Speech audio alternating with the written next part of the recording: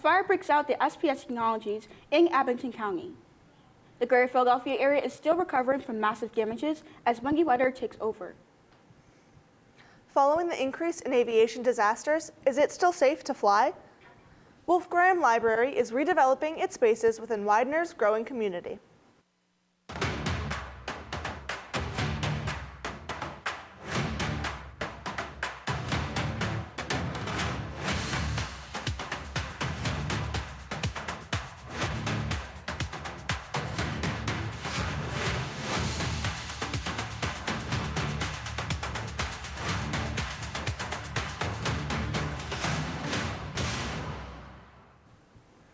Welcome to Woo TV. I'm Damya Walton, and this is Allison Padula. Crews are set to begin demolition Friday on the SPS Technology warehouse after Abington Township issued a disaster emergency declaration on Wednesday. The declaration allows the Township Emergency Management Coordinator to take all action necessary to address the disaster. Tuesday's voluntary evacuation and shelter-in-place order have been lifted after Pennsylvania's Department of Environmental Protection found no chemicals in water supply or in the air. Officials did not rule out the possibility of another flare-up, but expressed confining unrelated fire crews to keep the possibility at bay. High-speed winds have persisted in the greater Philadelphia area, causing trees and wires to fall and power outages. In Philly, all bridges have had speed restrictions and empty trailer bans put in place to prevent incidents on the roads. At one point, PECO reported that 126,000 homes were without power to the winds. Tree removal services have had their hands full with more than hundreds of reports of fallen trees on Monday. Philadelphia International Airport has also stated that the weather conditions have impacted flights. A Delta Airlines jet is traveling from Minnesota carrying 74 passengers and 4 crew members. Crashed in Toronto.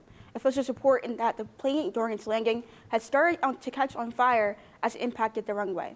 The collision caused the plane to slide sideways, in the process losing its tail and wings. First responders responded quickly to the scene by helping passengers to safety while extinguishing the flames. In response to finding more information, the Transportation Safety Board of Canada are currently investigating the site. As of this month, the Delta Airlines crash has been recorded as the 4th major aviation disaster. However, as our country is experiencing these tragedies, it's important to keep in mind that the plane transportation is still the safest transportation. The National Safety Council states that there is 1 in 93 chance of dying in a motor vehicle crash, while deaths on airplanes are too rare to calculate the odds. Widener's Campus Safety sent out an email on Tuesday regarding guidelines on how to respond if ICE should arrive and confront you on campus. If ICE approaches you on campus, remember to contact Campus Safety before giving any information. Do not provide information without authorization, like a warrant or subpoena. Ensure that all interactions comply with federal regulations like FERPA and HIPAA. If you have any questions or concerns, contact Allison today, Director of Campus Safety. Good news for our Widener students who love to study. Wolf Graham Library announced it has opened new study rooms on the 4th floor. These study rooms are available for students, faculty, and staff to use for their quiet study sessions. Room 4A seats 2 people, and Room 4B seats 3 people. The study rooms can be booked online on the Wolf Graham Memorial Library website. Hey travelers, Widener's Cultural Heritage Institution passes have been updated. Students are now able to borrow a free membership card to the Eastern State Penitentiary. Students can also borrow membership cards to Longwood Gardens and the National Constitution Center. For in-state travelers, check out Wolf Graham Memorial Library's website for more information. Finally, the SS United States is departing Philadelphia and making its way south down the Delaware River to Mobile, Alabama. After multiple delays, the vessel has been a historical resting staple in South Philadelphia for nearly 30 years. The steamship still holds the record for having the tallest smokestacks and the fastest transatlantic crossing time, was sold to Florida's Okaloosa County last year with the goal of turning it into the world's largest artificial reef. The ship is traveling to Alabama, where it will be prepped to be sunk off to Florida's Panhandle. It will need to be scrapped and rid of any toxins or asbestos before it can be sent to its underwater grave. In partnership with the SS United States Conservancy, a land-based museum and immersive experience is slated to be developed in the Deskin Fort Walton Beach. People are able to watch a live stream of the ship's journey on Facebook and track its movements on the Deskin Fort Walton Beach website. Yesterday, Widener hosted its High Impact Practices Fair in the UC Atrium. Our reporter Ashton Ray has the story. Wednesday at the UC Auditorium, Widener hosted a fair on high-impact educational practices to celebrate students' achievements and high-impact learning. Students showcase their surface learning and research, sharing their insights. Social media campaign because I did the Disney College program last fall semester. And while I did that, I developed some leadership skills and also some communication skills. This event is very popular among students due to the benefits they receive from showcasing their work and engaging with others. What's your favorite thing about this event? My favorite thing, maybe the food. Also just like seeing and talking to like different people that I've never talked to before. Learning about myself and what I'm most passionate about. As you can see, a lot of people have shown up today to hear what the students have been working on and also gain knowledge of what the students are going to present to them on the posters. Reporting for Woo TV, I am Ashton Ray. Thank you for that story, Ashton. A recent report shows where 2024 undergraduate alumni landed. Widener's Career Design and Development Office tracks whether graduates have gone into direct employment, enrolled in grad school, or entered military service. Results showed 95% of 2024 grads have moved onto one of these roles. In the report, the list of employers who have hired Widener alumni ranges from Children's Hospital of Philadelphia to AT&T and more. Now let's turn it over to our sports anchor, Anthony. Coming up next, I'll be covering all things Philly sports. Stay tuned. Wherever you go at Widener, you've always got your pride. Everywhere you go, and behind everything you do.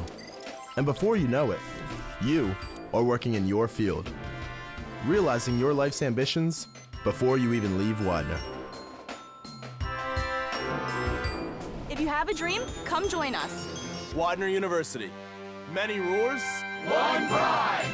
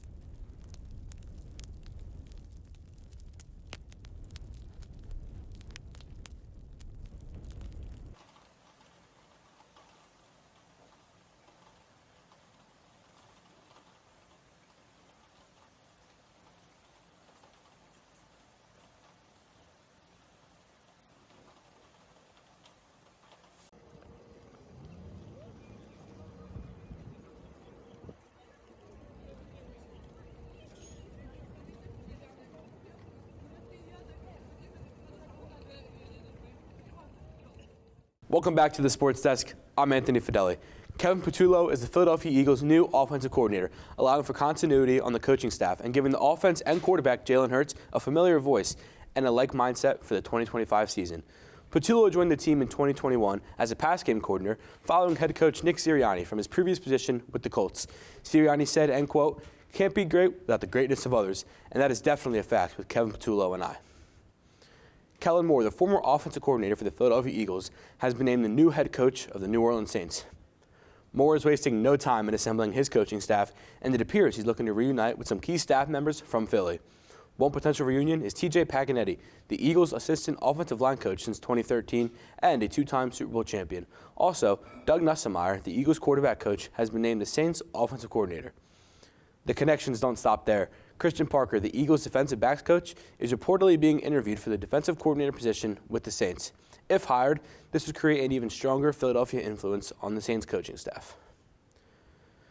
The Sixers have made an addition by signing Reading native guard Lonnie Walker to a 2-year deal. Coming into the All-Star break with 5 straight losses, Joel Embiid and Paul George could potentially be in danger this offseason, with concerns about Embiid's health and the impact of George. After the trade deadline, Embiid told reporters that he will need yet another knee surgery this offseason, leaving the Sixers wondering if they should keep him around. The Philadelphia Union has agreed to a record-breaking contract. The Union agreed to a deal with the Uruguayan Primera Division club to receive forward Bruno Damiani, who is guaranteed through the next 3 years. 22-year-old joins the Union just 2 weeks away from the regular season. The Philadelphia Phillies are gearing up, and there's a lot of talk about who will be taking the mound for the team. With their first spring training game this Saturday, the Phillies are set to go with Aaron Nola, Zach Wheeler, Ranger Suarez, Christopher Sanchez, and Jesus Luzardo. Provided everyone is healthy, the game is set for Saturday at 1:05 p.m. against the Detroit Tigers. Congratulations to Widener's men's swimming coach Mark Yankovic, who was named the Coach of the Year in the MAC Conference. 13 of Yankovic's swimmers were named All-Conference after leading his team to a 10-0 season. The Pride placed second of 11 teams in the MAC championships. The Widener's women's basketball team dominated last night against York with a score of 70-55, giving them home court advantage in the first round of the playoffs. Mia Robbins led the way for the Pride with a team high of 17 points, including a perfect 5 for 5 from the free throw line. The Widener's men's basketball team had a tough loss against York, 91-64. Matt Deluria led the Pride with 15, Miles Bright put up 12, and Kevin Shank had 10. Both teams will go against Albright this Saturday in a final game of the regular season. Women's tip-off is set at 1 p.m., while the men's is set for 3 p.m. And that's all for the Sports Desk. I'm Anthony Fedeli. Stay tuned for more local news after this. Let's go Pride!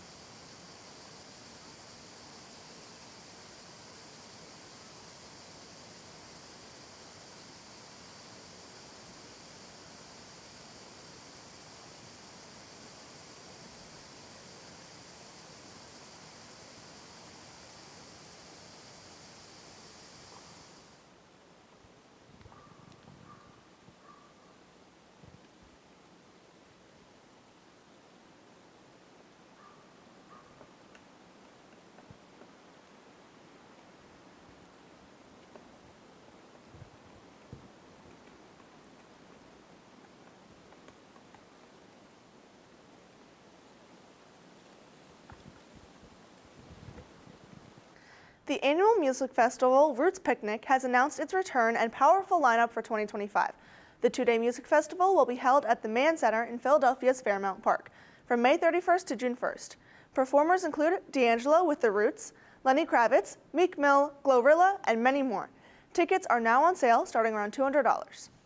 Are you using AI in a creative and impactful way? The Office of the Provost is looking for submissions for the Widener AI Day competition. The competition is open to students, faculty, and staff. AI Day will be held on March 21st. The submission deadline is March 14th. Entries will have the chance to win prizes up to $500. Are you ready to jump in? Office of Student Inclusion and Belonging and MPHC is hosting Jumping for Joy, an on-campus event featuring double Dutch tournaments. The event is tomorrow in the University Center from 4 to 6 p.m.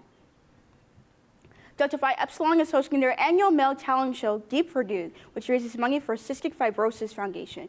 The sisters of this chapter are searching for male candidates to sign up for the talent show. If you or someone else you know is interested, scan the QR code on the screen. A workshop for Widener's female business students is available for sign-up now. It will be an in-person discussion on charting paths to personal, academic, and professional success. The workshop will take place in Alumni Auditorium on February 21st at 9 a.m. and will include activities and panels with female business leaders. Congratulations to Communications' own Dr. Amy Franzini on her promotion to full professor. Dr. Franzini joined the WooComms faculty in 2001 and has inspired students and colleagues with her talent and keen intellect. We celebrate all of Dr. Franzini's accomplishments as a teacher, scholar, and engaged citizen. Now let's send it over to Anthony Fedeli back in the Weather Center to see if we are finally getting some warmer temperatures this week. Welcome to the Weather Center. Let's take a look at the weekly forecast as the temperatures start to rise. On Saturday, some mostly sunny with a high of 40. On Sunday, partly cloudy with a high of 46. On Monday, partly cloudy with a high of 50. And on Tuesday, the warmest day of the week, cloudy with a high of 56. And at the end of the week on Wednesday, partly cloudy with a high of 51. And that's all from the Weather Center. Back to the desk. That's all for this edition of Woo TV. Thank you for watching. For the crew, Anthony Fedeli, Damya Walton, I'm Allison Padula. Have a great night.